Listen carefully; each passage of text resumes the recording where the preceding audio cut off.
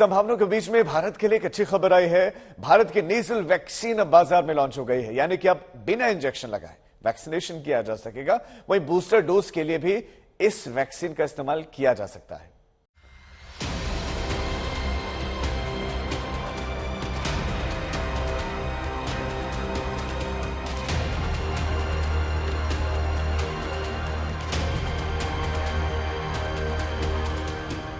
अब कोरोना के खिलाफ जंग में सुई लगाने की जरूरत नहीं पड़ेगी।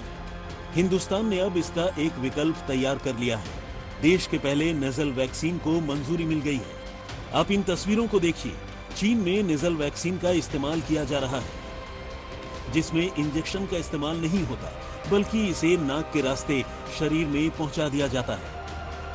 अब भारत में भी ऐसे ही, यानी नाक के रास्ते वैक्सीन को शरीर में पहुंचाया जाएगा। भारत बायोटेक की नेसल वैक्सीन ऐसे समय पर आ रही है जिस समय भारत सरकार चाहती है कि जिन लोगों ने अपना तीसरा यानी कि प्रिकॉशन डोज नहीं लगाया है वो भी अब इस वैक्सीन को लगा लें। और जहां पर नेसल वैक्सीन जो नाक में लगाई जाती है, जिसमें सुई नहीं होगी, दर्द नहीं होगा, ये भारत में बनी हुई ऐसी उपलब्धि है जो इस समय काफी कार्यरत साबित हो सकती है। रहा सवाल दाम का, तो भारत सरकार की इस वक्त भारत बायोटेक से बातचीत चल रही है, लेकिन कहा यह जा रहा है कि वैक्सीन का दाम कम से कम रखा जाने की बात अभी भी चल रही है। नेजल वैक्सीन का नाम इनकोवैक है। इसे भारत बायोटेक ने लॉन्च किया है। पहले इसका नाम BVV154 था, लेकिन अब इसे इनकोवैक के नाम से जाना जाएगा। बूस्टर डोज के तौर पर इनकोवैक का इस्तेमाल किया जाएगा।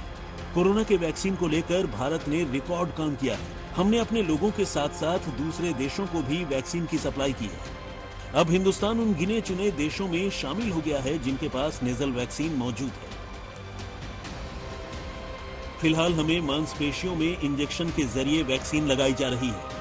इस वैक्सीन को इंट्रामस्कुलर वैक्सीन कहते हैं। नेजल वैक्सीन वो होती है जिसे नाक के जरिए दिया जाता है। क्योंकि ये नाक के जरिए दी जाती है, इसलिए इसे इंट्रानेजल वैक्सीन कहा जाता है। यानी इसे इंजेक्शन से देने की जरूरत नहीं है और न ही ओरल वैक्सीन की तरह ये पिलाई जाती है। ये एक तरह से नेजल स्प्रे जैसी है। अब आप सोच रहे होंगे कि देश की पहली नेजल वैक्सीन का इस्तेमाल आप कब से कर सकते हैं, तो ध्यान से सुनिए। आपको इंतजार की बिल्कुल भी जरूरत नहीं है। कोविन पोर्टल पर नेजल वैक्सीन आज से ही उपलब्ध है, यानी आज से ही नेजल वैक्सीन ले सकते हैं। फिलहाल इनकोवैक सिर्फ निजी अस्पतालों में ही उपलब्ध होगी। हालांकि इस वैक्सीन को 6 सितंबर को ही इमरजेंसी इस्तेमाल की इजाजत मिल चुकी थी। भारत में कोरोना के खिलाफ युद्ध के लिए कई वैक्सीन को मंजूरी मिली, लेकिन सबसे ज्यादा लोगों को कोविशील्ड और कोवैक्सीन लगाई गई। आइए देखते हैं कि देश में कौन कौन सा वैक्सीन कोरोना के खिलाफ हथियार बना। भारत बायोटेक का कोवैक्सीन, सीरम इंस्टीट्यूट का कोविशील्ड, बायोलॉजिकल ई लिमिटेड का कोर्बावैक्स, रूस से आयातित स्पुतनिक V। जानकारों की माने तो वैक्सीन के लिए चीन और भारत ने एक ही तकनीक का इस्तेमाल किया, लेकिन चीन से कहीं न कहीं चूक हो गई। कि सबसे बड़ी गलती चाइना की यही रही कि उन्होंने लंबे समय तक जीरो कोविड पॉलिसी को खींचा।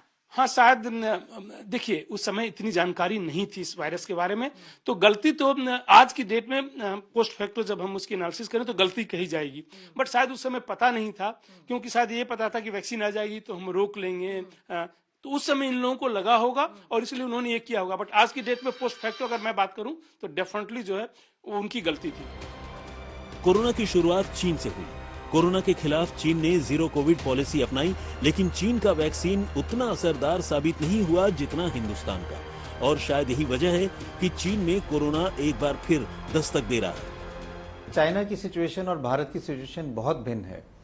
चाइना ने शुरू से जीरो कोविड पॉलिसी अपनाई थी और वो शुरू में ठीक रही, लेकिन उससे कुछ हद तक अब नुकसान हो रहा है।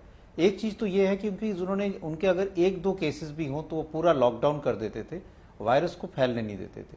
तो उनकी कम्युनिटी में, आम आदमी में कोई नेचुरल इम्यूनिटी नहीं है, वायरस फैला नहीं है और लोगों को आम इम्यूनिटी नहीं हुई है।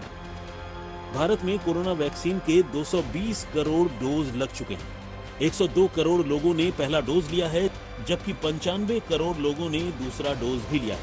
इतना ही नहीं, 22 करोड़ लोगों ने बूस्टर डोज भी ले लिया है। भारत सरकार ने नेशनल हेल्थ मिशन, राज्य आपदा प्रतिक्रिया कोष, इमरजेंसी कोविड रिस्पांस पैकेज, और प्रधानमंत्री Ayushman Bharat health infrastructure mission के इत्यादि से राज्यों को वित्तीय सहायता प्रदान करके राज्यों को कोविड के खिलाफ लड़ाई के उनके प्रयासों में लगातार सहायता प्रदान की है। केंद्र सरकार और राज्य सरकार ने साथ मिलकर 220.2 यानी कि 220 करोड़ कोविड वैक्सीन के टीके लगाकर कीर्तिमान स्थापित किया है। वैक्सीन के इन हथियारों में अब नेजल वैक्सीन की एंट्री भी हो चुकी है, जो इस जंग में भारत को नई ताकत देगी। दिल्ली से मिलन शर्मा के साथ आज तक ब्यूरो।